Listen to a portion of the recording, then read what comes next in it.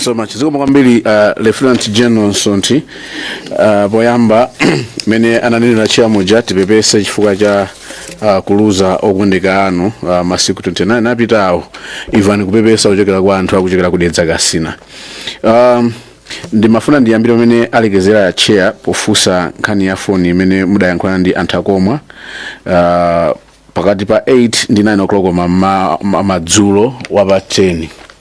Mina poyamba mudathandiza kali kumiti kuti amene anayambira nzaje ndi ndani phone imene. Chair and honorable members, I'm not so sure, but let me just say I'm the one who called. I'm not so sure who called who.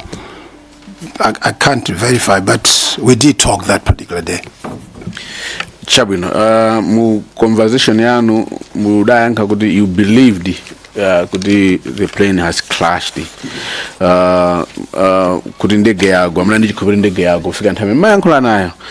Inali chifuka zitatu mwane nazija mwamba muzi kapena munali mutava pena baji muna ndi information yogwirika kuti munga inu ngati General Lieutenant General mwina anzanu kumene mudagwira ntchito kaleko kwe ndifanata kuzani kuti so certain kuti ndege jataipeza yagwa chifukwa Mr. Koma adabwera adalongosola madito zonse kuti mudanena kuti ndege yagwa inaomba mtengo ndipo anthu onse mwajisoni atisiya. He was so certain anali sure amene ankalongosolera mwina ndinofa ndivyo choka kwa inu. Thank you, Chair. Thank you, honorable member, for that question. But 10, Midmanko and Moses, nobody knew kuti ndege for certain kuti yagwa. Myself, I was basing on the 3 assumptions I just stated above. So you must also understand, honorable member, that Moses was very attached to the late VP, and he was very emotional. Even when you were talking, some of the things I didn't even put here, I could tell that he was actually crying. He wasn't himself. But what he picked from our conversation was my insistence in saying, ndege agwa. So I'm sure that must have embedded in his head, and that's what he remembered most. But there was no information from the military informing me, kuto answered ndege agwa pateni, when people were searching for it. No, Your Honor. Thank you, Chair. Ndifu sabi pomwepo Chair Mundura titose ambiri Malawi yose anayendi chisoni but zimakhala mwina certain levels of chisoni chifukwa cha personal attachment mene manenera kumabe papita zaka ziwiri malingana ndi mena yankhulira anthu Koma anali so sure anandiuza General Sonti kuti ndege yagwa inamenya mtengo. So I wanted you to clarify mamene ngati mudanena kapena mune fanya chisoni sana vetse so. Chair, honorable member, as I told you, Moses was very emotional, and I can only assume that for me to be saying ndege yagwa, it was touching, and if they were mentioned of trees or hills, it was playing out in our heads kutitati yagwa kuchikangawa kuli mitengo kuma detailed kuti yapanga bwanji, and we're talking about usiku tumeneyo, no information, guesswork, a friend talking to a friend. How could I have those details? It was all guesswork, but me emphasizing to him kuti ndege mene yagwa 10 hours to now. Thank you, Chair. Pa 2 July akubwera kunoku mwanena kuti mudayankhulana ndiye mudawauza adakufusani mudazota pitani muda kandichula adaninaso kuti mudayankhulana nawo andi amaninaso kuti zimene amazanena zija ndikupera mudavera muna mudava akuti mudawauza ndino kuti muda kandichula nzoona. Can you mina mukhoza nkhapa china yaje pazimenezo? Yes, Chair and honorable member, when Moses called me and told him that he was coming here, he was a bit worried. I said, no, relax, tell the truth. And then he said, Koma Chief, nikakuchula nitro. I said, yes, go ahead. In my mind was the conversation that I had with him. He was going to talk about that. So I told him, go ahead. I didn't have anything to worry about. Kuduka dijani, why this? No. I told him to go ahead. Very last Chair. mumayank kupatula pa phone ndikhulupirira mumacheza ndi anthu akoma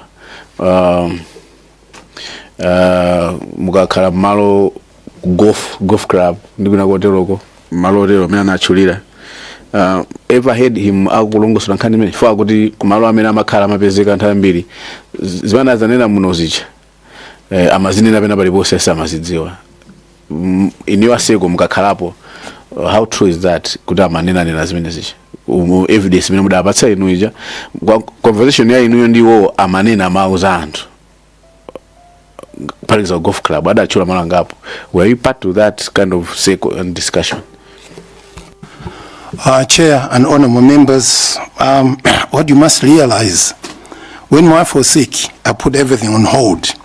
I never went to the golf club. It was just attention to my wife. So Zoti Moses Amacheza Oguntewe, he could have, that's possible. But from what I picked up, I listened to his testimony when he was here. He kept saying that he didn't believe me. In other words, he knew that day usiku I didn't have any solid information. So that's why probably he didn't share it with anybody. But Zoti amabanga share kumauza antineso kumamva pompo, no. I was most of the time in the country or in India, in and out. So I never went to the golf club for a long period until now. Thank you, Chair. Chair, so I had Dowa Kasangaze. Oh, I had you. Okay, so let's go in that order. Lilongwe Mude and then Dowa Kasangaze. Zikoma kwambiri honorable chairperson. Ineso ndi joine anzanga kuti pepani kwambiri Lieutenant General Sonte retired chifukwa cha oluza mai pepani. Ndi pepesenso kunena kuti ndikhala ngati ndikubwerenza nkhani imene ayamba kale dedza kasina chifukwa chonena kuti tikufuna chindunji chenicheni. Nkhani yayikulu bwana Nsonti imene mwayitanidwa nchifukwa cha evidence ya bambo Koma. Ndeti mafuna timve mosakayikira kuli konse kuti inu mukachoka tisakhaleso ndi mafunso kuti mwina amatanthauza chakuti. Mwachindunji bwana Nsonti mungatitsimikizire komiti ino kuti zimene adanena Mr. Koma zonena kuti inu mudauza kuti ngozi yachitika yadziwika kale matupiso apezeka kale zimene adanena Koma kudzatiuza komiti ino sizoona mungatitsimikizire choncho? Our Chair, honorable members, as I keep repeating, I didn't have any evidence. I didn't even know kuti zinakhala bwanji, but I was basing on my own instinct that ndege mene yagwa. Whether we mentioned utika mitengo, whatever, could have been part of the conversation, but I didn't have any evidence.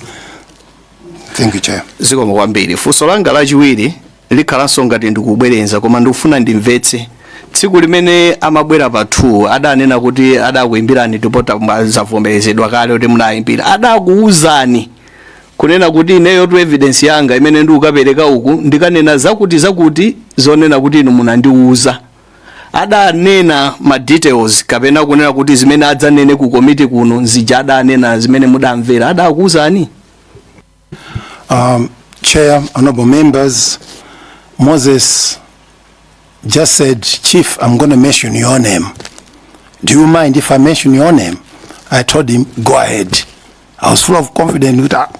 Even if he mentions my name, it won't make any difference. I wasn't worried about it, but he never said to me, Niganena is in this. That means we'd have had a different discussion. Why this? Why gonna say this? But we didn't. Yeah, thank you. Funso langa lomaliza.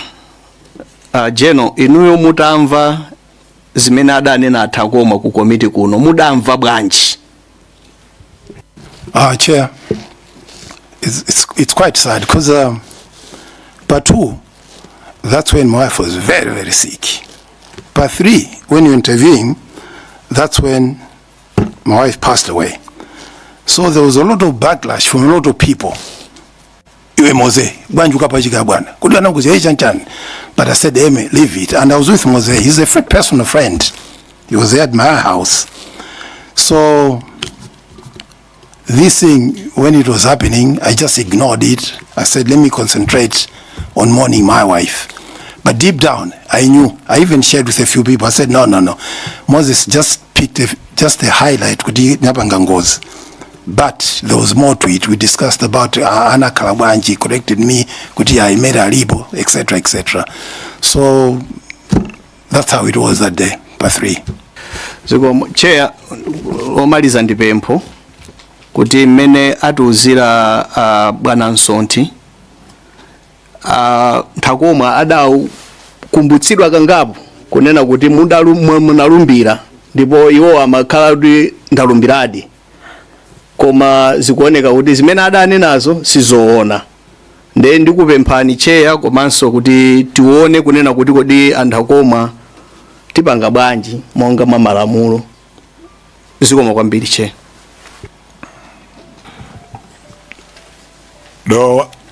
Yeah, zikoma kwambiri Chair, potipatsa mpata ife anthu akukasangadzi kuti tiperekepo mafunso awiri atatu.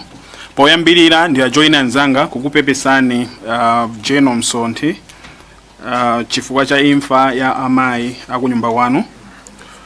Ndili ndi mafunso ochepa chabe. Poyambirira ndimafuna ndidziwe kuti ndinu Lieutenant General amene ndi otchuka kwambiri muno Malawi. Timangofuna ndidziwe kuti kodi ku ame kumene mmagwira ntchito munapanga liti. Thank you, Chair. I retired in 2014. Chabwino. Azanga afusakale pankhani yokhuzana ndi Moses Ntakoma. Komano ndimangofuna ndidziwe kunena kuti Moses Ntakoma atachoka kuno kuti adzatipatsa umboni wawo umene lero lino ukuoneka kuti sunali woona. Munakumana nawonso nkuwapanga confront kuwafunsa kuti kodi nchifukwa chani unapita ku committee kukafotokoza version yoti ne si zimene nnafotokoza. Thank you, Chair. Well, I did tell him on the actual day we were mourning that Moses, we need to sit down, but a few things that you missed out. But then with what was happening, I just ignored it. But last night, was it yesterday? Yeah, yesterday, when the community was going around that I was coming for this, he said, Chief, good luck. You also tell them the truth. That was his comment. Yes. Mene Moses Ntakoma anabwera kuno mafotokozedwe awo amafotokoza ndithu mukakamira kunena kuti inuyo ndamene munawauza kufotokoza kuti ndege yagwa ndipo mmene yagwera yaomba mtengo ndipo anthu onse amwalira. Inuyo mukuganiza kuti no ndi chifukwa chani Moses Ntakoma amabwera kudzafotokoza zinthu zoterezi pamene inu simunanene zimenezo?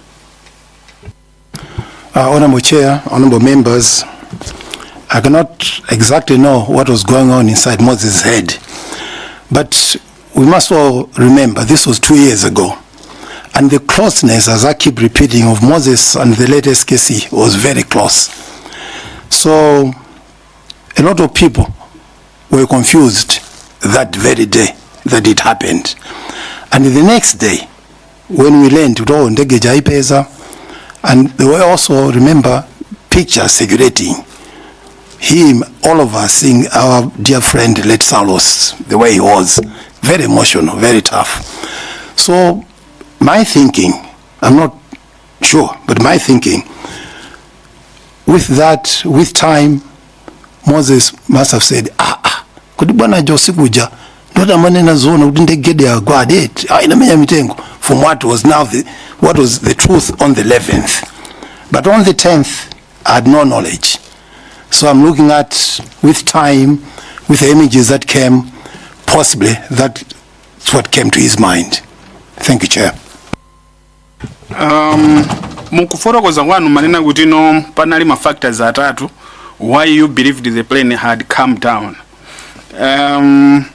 Munafotokoza kuti maona kuti kunali nyengo yosakhala bwino, komanso mafotokoza kuti nthawi inali itadutsapo mwina over 10 hours. Ndimafuna kuti mungo fotokoza chifukwa chachitatu chifukwa sindinamvetsetse bwinobwino mati chifukwa chachitatu chimene mmakhulupirira kuti ndege imene inali itagwa ndi chani.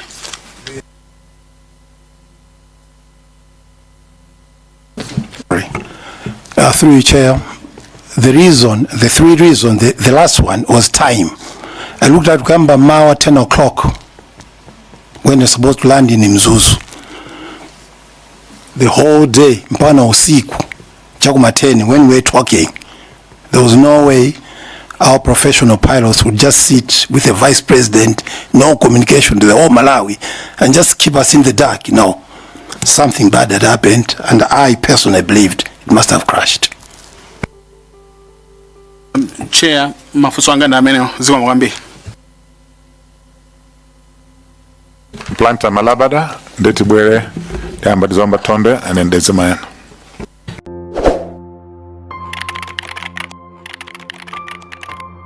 Nyasa Blog.